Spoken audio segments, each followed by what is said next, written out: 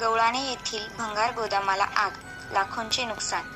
गवळाणे येथील एका भंगार गोदामाला गुरुवारी रात्री 1 वाजेच्या सुमारास भीषण आग लागली. या आगीत लाखो रुपयांचे नुकसान झाले असून घटनेची माहिती मिळताच अग्निशमनच्या 5 बंबांच्या साहाय्याने 1 तासाच्या अथक प्रयत्नाने आग विझवण्यात आली. सुदैवाने यात कुठलीही जीवितहानी झालेली नाही. मात्र या आगीत 25 लाख रुपयांचे स्क्रॅप जळून खाक झाले आहे.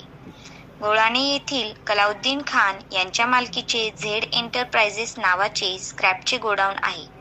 या गोडाऊनला गुरुवारी दिनांक 23 रोजी रात्री 1:20 सुमारास मोठी आग लागली. आगीने रौद्र रूप धारण केल्याने आगीचे लोळ हवेत पसरले होते. ही आग लागल्याचे समजताच मालक कलाउद्दीन खान यांनी सिडको फायर स्टेशनला कॉल केला. सिडको केंद्राचे अग्निशमन दलाचे जवान यांनी तात्काळ घटनास्थळी धाव घेतली. आगीचे गांभीर्य लक्षात घेता पुन्हा 3 बंब पचारण करण्यात आले.